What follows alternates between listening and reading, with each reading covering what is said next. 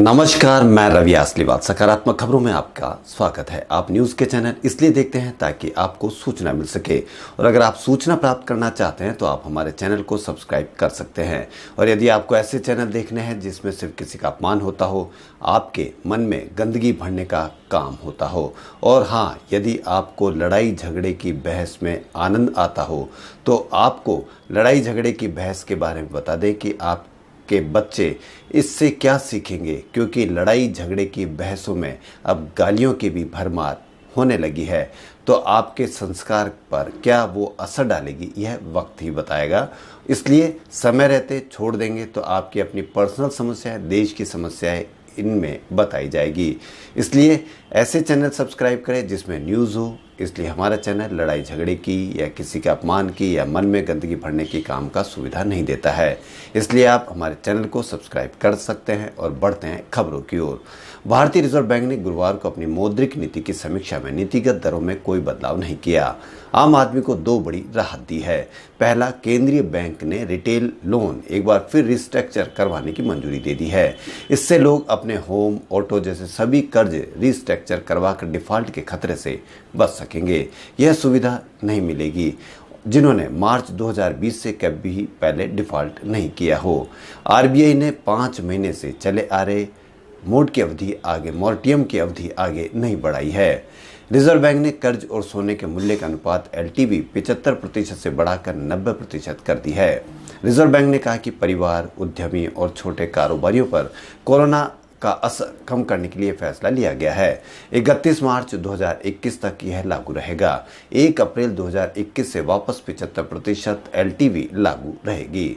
सास भी कभी बहू थी कहानी घर घर की टीवी सीरियल से मशहूर हुए टीवी एक्टर समीर शर्मा गुरुवार को आत्महत्या कर ली। यह मुंबई की बॉलीवुड और टीवी इंडस्ट्री से जुड़ी बीते 2 महीनों की चौथी बड़ी खुदकुशी बताई जा रही है। 6 महीनों से बंद पड़ी फिल्मों की शूटिंग के बाद बॉलीवुड पटरी पर वापस आने की कोशिश कर रहा है। इसी बीच गुरुवार को अक्षय कुमार समेत उनकी अगली फिल्म बेल बॉटम की टीम शूटिंग के लिए स्कॉटलैंड रवाना हुई। टूर डे फ्रांस के गत विजेता एगोन बर्नल ने 44वीं एरू डी ऑक्सीतनी साइकिलिंग रेस जीत ली है। वहीं राजस्थान क्रिकेट संघ घरेलू क्रिकेट को लेकर प्लान बना रहा है और आरसीए जल्द ही सरकार को इसके लिए अनुमति के लिए पत्र लिख सकता है। जब सोने और चांदी के दाम रिकॉर्ड ऊंचाई पर पहुंच गए हैं, फिर भी आप यदि सोना खरीदना चाह रहे हैं तो आपको बाजार भाव से सस्ता सोना खरीदने का मौका सरकार ही दे रही है। इसके तहत आप गोल्ड 2574 प्रति 10 ग्राम कम कीमत में सोना खरीद सकते हैं। यह सोना सावरेन गोल्ड बॉन्ड स्कीम के तहत खरीद सकते हैं। इस स्कीम के तहत 2020-21 की चौथी सीरी 3 अगस्त से 7 अगस्त तक खुली है। इसका अंतिम दिन आज है। इसके तहत आप 53,300 रुपये प्रति 10 ग्राम के भाव से सोना खरीद सकते हैं। और जो लोग ऑनलाइन आवेदन करेंगे और डिजिटल पेमेंट के जरिए भुगतान करेंगे, उन्हें प्रति 10 ग्राम 50 रुपये का भी डिस्काउंट मिल सकता है। एयू स्मॉल फाइनेंस बैंक ने बेंगलुरु में शाखा खोलकर दक्षिण भारत में कदम रखा है। इसके साथ ही बैंक के 12 राज्य और केंद्र शासित प्रदेश में 664वीं बैंकिंग टच पॉइंट्स हो गए हैं। यूएस ओपन की प्राइज मनी में लगभग 6% की कटौती की गई है। पिछले साल 427 करोड़ रुपए दिए गए थे, इस साल 400 करोड़ रुपए ही मिलेंगे। भारत में पहली बार कोरोना के सक्रिय मरीज बढ़ने की दर गिरकर 1% रह गई है। इसका मतलब है कि सक्रिय मरीज 70 दिन में दोगुने होंगे। यह दर अब और ना बढ़े तो ऐसे ही रहेगा। भारत में गुरुवार को कोरोना के 20 लाख के पार मरीज हो गए। इनमें से 13.70 लाख मरीज ठीक भी हो चुके हैं, जो इनका 67% है।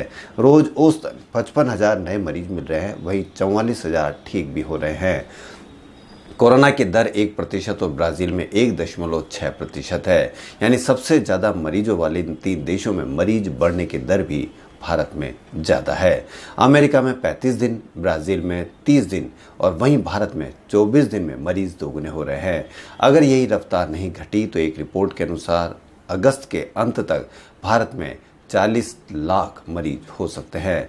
देश भर के अस्पताल, हेल्थ सेंटर में अब तक कुल 16.45 लाख बेड कोरोना मरीज के लिए रिजर्व किए जा चुके हैं, जबकि सक्रिय मरीज 6 लाख है।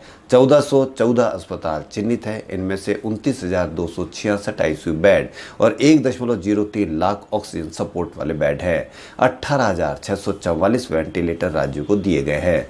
अभी 1600 मरीज वेंटिलेटर पर है। यह राजेश भूषण स्वास्थ्य सचिव केंद्र सरकार ने बताया है। मुंबई में लगातार तीसरे दिन गुरुवार को भी बारिश जारी रही। मुंबई और आसपास के क्षेत्र में कोलाबा में सबसे अधिक बारिश हुई। कोलाबा में 46 साल का रिकॉर्ड टूटा है। वहीं हिरोशिमा शहर पर हुए परमाणु बम हमले को गुरुवार को 75 साल पूरे हो गए। इस मौके पर हमले में जीवित बचे लोग और परिजनों ने हिरोशिमा शांति स्मारक पार्क में मृत लोगों को श्रद्धांजलि दी। साथ ही एटमी हथियारों पर प्रतिबंध लगाने की मांग भी की। अमेरिका ने 1945 में हिरोशिमा पर परमाणु बम गिराया था, जिससे शहर तबाह हो गया था और लगभग 1.5 लाख मौत हुई थी।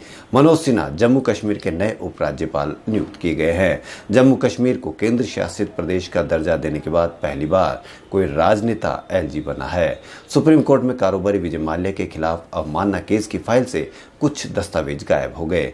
कोर्ट ने माल्या के वकील से संबंधित दस्तावेज दोबारा मांगते हुए सुनवाई 20 अगस्त तक टाल दी है।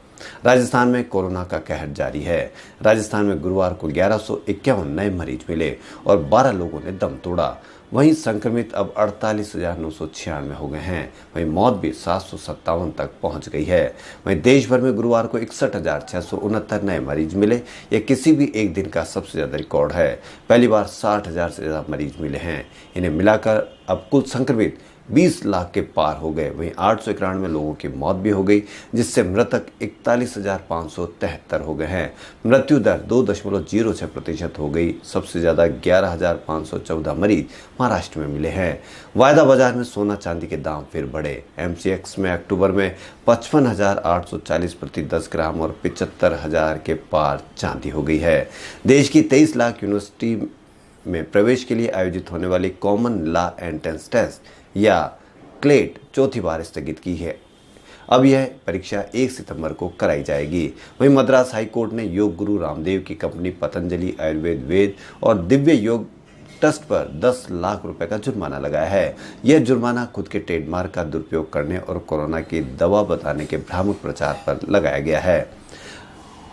लोगों की सुविधा के लिए परिवहन विभाग ड्राइविंग लाइसेंस और वाहन आरसी लेने के लिए आवेदकों को दोनों ऑप्शन देने जा रहा है। राजस्थान में आवेदक अपनी इच्छा से ड्राइविंग लाइसेंस और वाहन आरसी डाक से भी मंगवा सकेगा और आरटी ऑफिस से बाई हैंड भी ले सकेगा। वहीं लॉकडाउन के बाद से अनलॉक में देश भर में अभी कुछ 230 स्पेशल ट्रेनों का संचालन हो रहा है। यात्रियों की मांग और पैसेंजर ट्रैफिक को देखते हुए रेलवे ने देश भर में एक बार फिर से 90 और स्पेशल ट्रेनों को चलाने के लिए लिस्ट तैयार की है। वहीं लंदन और यूके में बसे हुए राजस्थानियों की संस्था राजस्थान एसोसिएशन यूके की ओर से आयोजित चर्चा परिचर्चा के 73वें एपिसोड में जयपुर के सामाजिक कार्यकर्ता और संस्कृति युवा संस्था के अध्यक्ष पंडित सुरेश मिश्रा रूबरू होंगे। कार्यक्रम के आयोजक राजस्थान एसोसिएशन यूके के आलोक शर्मा खंडेलाल ने बताया कि राजस्थान के विभिन्न जिलों से यूके और लंदन में बसे हुए लोगों को जोड़ने के लिए राजस्थानियों की प्रमुख संस्था राजस्थान एसोसिएशन यूके कार्यरत है। एसोसिएशन के माध्यम से विभिन्न कार्यक्रम जिसमें जीमण, गणगौर, नववर्ष मिलन और साथ ही राजस्थान से यूके में आने वाले पर्यटकों को भी इस संस्था के माध्यम से जोड़ने का प्रयास करते हैं।